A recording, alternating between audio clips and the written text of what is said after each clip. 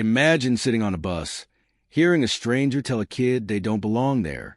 Would you speak up, or would you sit there in silence like everyone else? The bus smelled like damp fabric and cheap cologne, the kind that lingered long after the wearer had stepped off. 17-year-old Alex Carter barely noticed. His mind was still in the final moment of last period, replaying his teacher's words about an upcoming history project. He hated group work. It always ended the same way. He did the heavy lifting while his partners slacked off.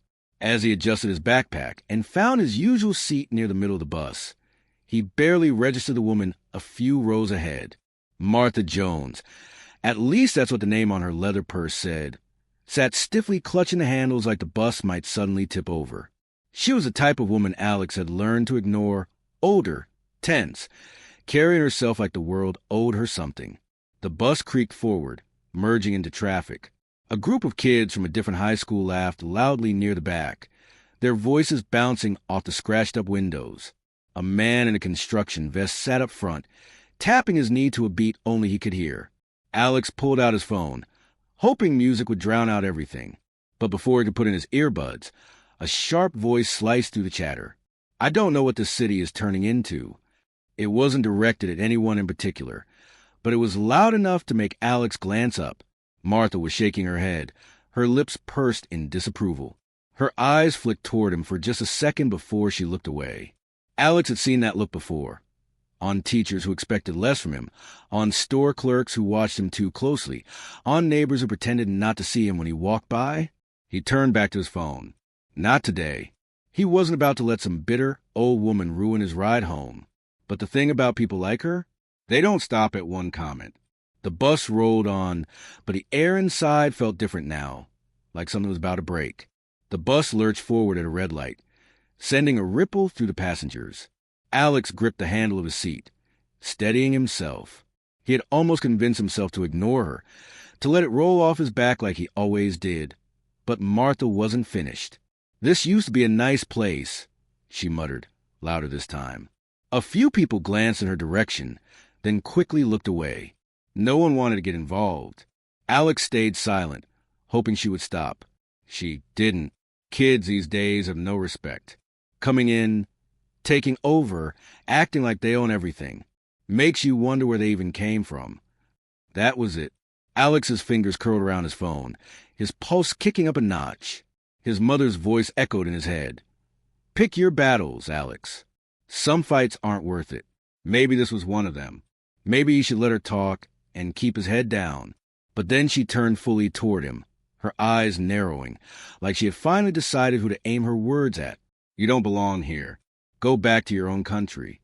The bus went dead silent. Alex felt every pair of eyes shift in his direction. Some people looked uncomfortable, shifting in their seats, pretending to be absorbed in their phones. Others just watched, waiting to see what he'd do. The man in the construction vest up front stopped tapping his knee. Even the loud kids in the back had quieted for a second. Alex did nothing. He sat still, staring at the woman who had just flung those words at him like they were facts, like she had the right to decide where he belonged. A part of him wanted to laugh. Laugh at how ridiculous she sounded, how tired and small her words felt. But another part of him burned, not with anger, with something deeper. The kind of exhaustion that settles in when you've seen too much of this, lived too much of it, and still people like her act like they're saying something new. The silence stretched, thick and heavy, as everyone waited for what would happen next. Alex could feel the weight of every single stare pressing down on him. His hands clenched around his phone, but he forced himself to breathe, slow and steady. Martha's expression didn't waver. She sat there, shoulders squared, waiting for him to lash out, to give her an excuse to roll her eyes and say, "See? That's exactly what I mean." He wasn't going to give her that, but he also wasn't going to let it slide. A man near the front cleared his throat. No words, just a noise, the kind people make when they want to say something but don't want to get involved. A teenage girl near the back glanced at her friend, eyes wide. A woman in a navy blazer shifted uncomfortably, gripping the strap of her purse. And yet, no one said anything. Alex finally spoke. "What did you just say?" His voice was calm, steady, almost too steady. Martha scoffed, crossing her arms. You heard me. Alex leaned forward slightly, his eyes locked onto hers. Yeah, I did. I just want to make sure you hear yourself. Her mouth pressed into a thin line. I don't need to explain anything to you. You sure about that? Because right now, I think everyone here would love to know why you think you get to decide where I belong. A few heads turned back toward Martha. Someone near the front let out a quiet chuckle, quick, almost nervous. For the first time, a flicker of doubt crossed her face. Just for a second. Then, just as quickly, it was gone. People like you, she started. But Alex cut her off. People like me, what? He let the words hang there, daring her to finish the sentence. Martha hesitated. And in that tiny pause, Alex saw it. She wasn't expecting pushback. She wasn't expecting someone like him, a teenager, a kid in her eyes, to meet her words head on. But now the entire bus was watching, waiting, and she wasn't sure of herself anymore. Alex could feel the shift happening, and he knew this wasn't just about him anymore. Alex took a breath, steadying himself. He could feel the tension thick in the air, pressing in from all sides. Every person on that bus was waiting, eyes darting between him and Martha, uncertain of what would happen next. You know what's funny?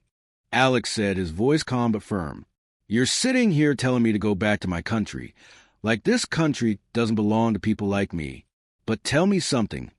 Where do you think you came from? Martha's lips pursed, but she didn't speak. You think your ancestors just sprouted out of the ground right here in America? Because they didn't, just like mine didn't.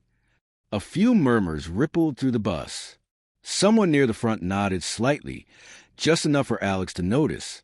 The difference between you and me, he continued, leaning forward slightly, my ancestors were brought here. They weren't given a choice, but they built this country. Every brick, every road, every law that you take for granted. Hands like mine helped make that happen. Martha let out a bitter laugh. Oh, give me a break. No, Alex interrupted, his voice sharper now. You don't get to brush it off. You don't get to act like history didn't happen just because it makes you uncomfortable. The bus was so silent now. Alex could hear the faint hum of the engine beneath them. The problem isn't that I don't belong here, he said, his voice softer now, but still unwavering. The problem is that you don't know how to share a space that was never just yours to begin with. Martha's face twisted into something Alex couldn't quite read. Anger, embarrassment? He wasn't sure. But what he did know, she had nothing left to say. The silence wasn't just hers anymore.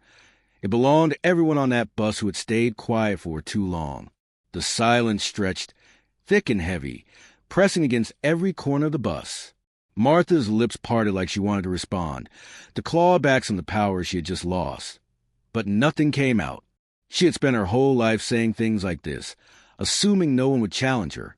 But now, confronted with something she couldn't dismiss, she had nothing. Alex didn't move. He didn't smirk. He didn't gloat. He just sat there looking at her, waiting, and then someone spoke. He's right. The voice came from the front, the man in construction vest.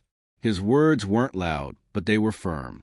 Another voice, this time from the back. You all ever notice how it's always the loudest ones who know the least? A woman near the middle of the bus shook her head, tired of hearing this mess every time. Martha's shoulders tensed. She glanced around, realizing that the weight of the conversation had shifted. It was no longer just her and Alex. Now the whole bus was in it. For the first time since she had spoken, Martha looked uncertain. She let out a scoff, shaking her head like she was dismissing the whole thing. But her voice was quieter when she muttered, "Unbelievable." Alex could feel the energy shift again, this time lighter. The tension that had been thick enough to cut through was thinning. He turned back toward the window, staring out at the familiar streets rolling past. The bus felt different now, not because something massive had changed, but because something small had. Martha sat stiffly in her seat, staring ahead, her mouth set in a tight line. Maybe she would leave this bus and carry on exactly as she always had. Maybe she wouldn't. But everyone else? They had seen something. They had heard something. And maybe the next time they found themselves in a moment like this, they wouldn't stay silent.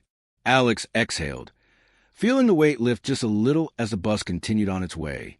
The bus rolled on, the city outside flickering past in bursts of movement.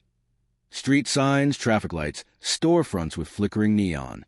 Alex sat back in his seat, letting his head rest against the window.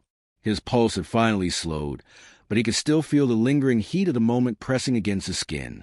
No one else spoke, not to Martha, not to him. But something had shifted. He could feel it. A few stops later, the man in construction vest stood, gripping the rail as the bus slowed. Before stepping off, he glanced back at Alex and gave him a small nod, one of those quick, quiet acknowledgments that said more than words ever could. As the doors hissed open and shut behind him, Alex noticed a teenage girl near the back whispering to her friend. Her eyes flickered toward Martha before she muttered, "I hope I never end up like that." Martha didn't react, but her face had lost some of its certainty. Alex turned away, not bothering to watch her anymore. He had said what he needed to say. Whether or not she learned something from it wasn't his responsibility. As the bus neared his stop, he grabbed his backpack and stood. He could feel eyes on him. Some approving, some thoughtful, some simply unsure what they had just witnessed. The doors groaned open, and as he stepped down onto the pavement, a woman's voice called out behind him, "Hey!" He turned back. It was a woman in a navy blazer. She looked at him for a moment, then gave a small, tight smile. "You handled that well." Alex didn't answer right away. He just nodded, not out of pride, not out of victory, but because in that moment he understood something. Today wasn't just about shutting one person down. It was about making people think. The bus pulled away, its engine fading into the background. Alex exhaled, slinging his backpack over one shoulder as he started down the sidewalk. Tomorrow the world would still be what it was. There would be more Marthas, more moments like this. But today, on that bus, something had cracked open. And sometimes that's how change starts. Because silence keeps things the same. But speaking, that's how things begin to shift.